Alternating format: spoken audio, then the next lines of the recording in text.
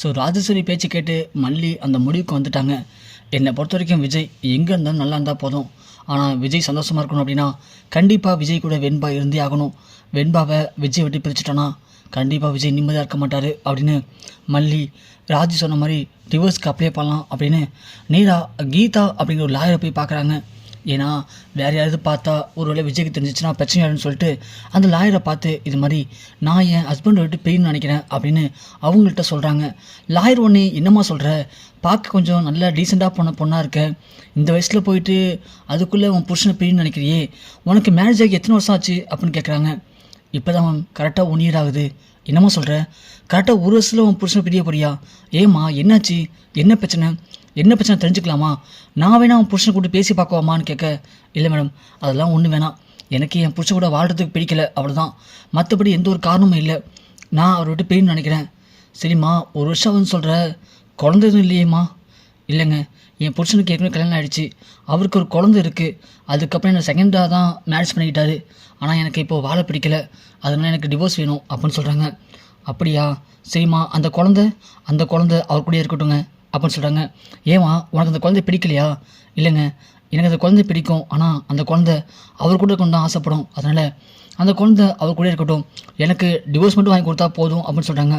சரிம்மா கண்டிப்பாக நான் பண்ணித்தரேன், நீ என்ன பண்ணுற, போயிட்டு நாளைக்கு வா, வரும்போது உன் ஆதார் கார்டு ஜெராக்ஸ் எல்லாம் எடுத்துகிட்டு வா, ஃபோட்டோலாம் எடுத்துகிட்டு வா, நான் லீகலாக மூவ் பண்ணி உனக்கு டிவோர்ஸ் வாங்கி தந்துடுறேன் அப்படின்னு அந்த மேடம் சொல்கிறாங்க. சரிங்க மேடம் அப்படின்னு சொல்லி மல்லி ஒரு மாதிரி சோகமாக வெளியே வராங்க. வெளியே வந்த மல்லி பயங்கரமாக அழுகுறாங்க. ஏன்னா எப்படி நாளைக்கு வந்து கொடுத்தோம்னா அவங்க இன்னும் 1 மாதத்துக்குள்ளே டிவோர்ஸ் வாங்கி கொடுத்துருன்னு சொல்லிட்டாங்க. அதுக்கப்புறம் நாம் விஜயை பார்க்கவும் முடியாது, பேசவும் முடியாது, விஜயை விட்டு பிரிய நேரம் வந்துருச்சு. இதுக்கப்புறம் விஜய் சந்தோஷமாக இருக்கட்டும், நம்ம கூட சேர்ந்ததுலேருந்து விஜய்க்கு எப்போ பார்த்தாலும் பெரிய பிரச்சனை தான் வந்துட்டுருக்கு அப்படின்னு மல்லி அவங்களாம் முடிவு பண்ணி நேராக கோயிலுக்கு போகிறாங்க. கோயிலுக்கு போகிற மல்லி அங்கே உட்காந்து சாமியை பார்த்து பயங்கரமாக அழுகிறாங்க. நான் யாருக்கு என்ன பாவம் பண்ணேன், ஏன் எனக்கு மட்டும் இப்படி நடக்குது? நான் வாழ்க்கையில் என்றைக்குமே எதுவும் பெருசாக ஆசைப்பட்டதே இல்லை, ஆனால் எனக்கு விஜய் கிடச்சாரு, விஜய் வந்ததுக்கப்புறமா என் வாழ்க்கை டோட்டலாக மாறிடுச்சு அப்படின்னு நினச்சேன். இதுக்கப்புறம் நம்ம வாழ்க்கையில் சந்தோஷப்படாத இருக்க போகுதுன்னு நினச்சேன். ஆனால் எல்லாமே இப்படி தலைக்கெல்லாம் மாறும்னு சத்தியமாக எதிர்பார்க்கவே இல்லை.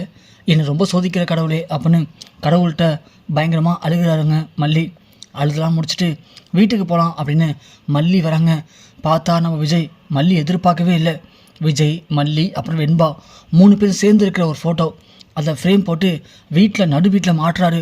மல்லி உள்ளே வரும்போது, மல்லி இங்கே பாரு மல்லி, நல்லா இருக்கா பார்க்கறதுக்கு அப்படின்னு விஜய் கேட்குறாங்க. மல்லி அதை பார்த்ததும் மல்லிக்கு அப்படியே மனசுக்குள்ளே அப்படி ஒரு சந்தோஷம்.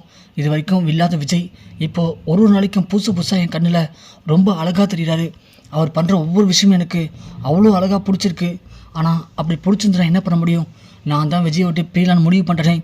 விஜய் என்னை மன்னிச்சிருங்க விஜய், நான் உங்களை விட்டு என்றைக்கு பிரியலான்னு முடிவு பண்ணணும் அன்னிலேருந்து நீங்கள் எனக்கு பிடிச்ச மாதிரி என்னை இம்ப்ரெஸ் மாதிரி நீங்கள் ஒவ்வொரு விஷயத்தையும் புதுசாக பண்ணுறீங்க. அதை பார்க்கும்போது எனக்கு அப்படி இருக்குது, அப்படியே உங்களை கட்டி பிடிச்சி முத்தம் கொடுத்து உங்களை அப்படியே என் மடியில் படுக்க வச்சு தாளாட்டணும் போல் இருக்குது விஜய். ஆனால் நான் தான் உங்களை விட்டு பிரிய போகிறேனே, பிரியணுன்னு முடிவு பண்ணி டிவோர்ஸுக்கு அந்த மேடத்தில் போயிட்டு எல்லாத்தையும் கொடுத்துட்டு வந்துட்டேன். இதுக்கு மேலே ஒன்றுமே இல்லை விஜய், எனக்கு உங்கள் கூட சந்தோஷமாக வாழணும், 100 வயசு வரைக்கும் வாழணும்னு ஆசை இருக்குது. ஆனால் உங்களுக்கு வெண்பா கூட இருந்தால் மட்டும்தான் நிம்மதி இருக்கும். அதனால் ஒரு வழி தெரியல விஜய், எனக்கு என்னை மன்னிச்சிருங்க அப்படின்னு சொல்லிட்டு மல்லி நல்லாயிருக்கு விஜய் அப்படின்னு சொல்லி ரூமுக்கு போயிறாங்க. விஜய்க்கு ஒரு மாதிரி ரொம்ப கஷ்டமாக இருக்குது. என்ன தான் ஆச்சு மல்லிக்கு? நாமளும் என்னென்னமோ பண்ணி பார்க்குறோம், ஆனால் மல்லி அவள் மனசை மாற்றிக்கவே மாட்டாளே. அவளுக்கு அப்படி என்ன தான் பிரச்சனை? அவள் பிரச்சனையை நம்மள்கிட்ட சொல்லவும் மாட்றா, எது செஞ்சாலும் சிரிக்கவும் மாட்றா, ஒரு மாதிரி மூஞ்ச உருன்னே வச்சுட்டு இருக்கா. இவளை எப்படி நாம் மாற்றுறது? அதுக்கு முதல்ல இவளுக்கு என்ன பிரச்சனை அப்படிங்கிறத நாம் கண்டுபிடிக்கணும். அப்படி கண்டுபிடிச்சா மட்டும்தான் மல்லியை நார்மலாக்க முடியும் அப்படின்னு விஜய் முடிவு பண்ணுறாரு. இதுக்கு நாம் அன்னபூர்ணி அம்மாட்ட பேசலாமா அப்படின்னு விஜய் யோசிக்கிறாரு. இல்லை, அன்னபூர்ணி அம்மா ஏற்கனவே மல்லி மேலே கோவத்தில் தான் இருக்காங்க. மல்லி இப்படி இருக்கிறது அவங்களுக்கும் பிடிக்கலை. ஆனால் அதுக்காக நம்ம என்ன பண்ண முடியும்? மல்லிகிட்ட கோவப்பட்டால் மட்டும் எல்லாம் சரியாயிடுமா? மல்லிகிட்ட பொறுமையாக பக்குவமாக தான் பேசணும். பேசி மல்லிக்கு என்ன பிரச்சனை அப்படிங்கிறத தெரிஞ்சுக்கணும். அப்படி தெரிஞ்சுக்கிட்டால் மட்டும்தான் மல்லியை திரும்ப நார்மலாக்க முடியும். ஒருவேளை இந்த ராஜேஸ்வரியால் மல்லிக்கு எதுவும் பிரச்சனை இருக்குமா? இல்லை யாரும் வேலைக்கு போலையே அப்படிங்கிற கோபம் இருக்குமா? இல்லை அவங்க அண்ணி எதுவும் மல்லிகிட்ட பேசி மல்லி மனசை மாற்றிருப்பாங்களா? இல்லை என்ன தான் நடந்திருக்கும்? ஏன் மல்லி இப்படி அப்செட்டாகவே இருக்கா? அவளுக்கு உடம்பு ஒன்றும் முடியாத மாதிரி தெரியல. உடம்பு முடியாமல் இருந்தால் அதுக்காக நம்மள்ட்ட மூஞ்ச காட்டணும் கோவப்படணும் அவசியம் இல்லையே. அப்போது மல்லிக்கு என்ன தான் பிரச்சனை, ஒன்றுமே புரியலையே அப்படின்னு விஜய் போட்டு பயங்கரமாக யோசிக்கிறாங்க.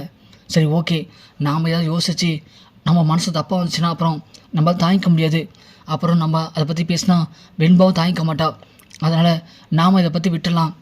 வெண்பா கேட்டாலும் மல்லியம்மாவுக்கு உடம்பு சரின்னு சொல்லி வெண்பாவை சமாளிச்சிருவோம். சமாளிச்சுட்டு முதல்ல மல்லிக்கு என்ன பிரச்சனைன்றதை கண்டுபிடிப்போம். அதுக்கப்புறமா அதுலேருந்து மல்லி எப்படி மீட்டு கொண்டு வரலாம் அப்படிங்கிறத யோசிக்கலாம் அப்படின்னு மல்லியால் விஜய் ஒரு பக்கம் பைத்தியமாக இருக்கார். ஆனால் மல்லி இங்கே விஜய் விட்டு பிரியத்துக்கு டிவோர்ஸ்லாம் அப்ளை பண்ணி விஜய் விட்டு பிரிஞ்சலான்னு முடிவும் பண்ணிட்டாங்க. இதுக்கப்புறம் இந்த கதையில் என்ன நடக்க போகுது அப்படிங்கிறத பொறுத்து வந்து பார்க்கலாம்.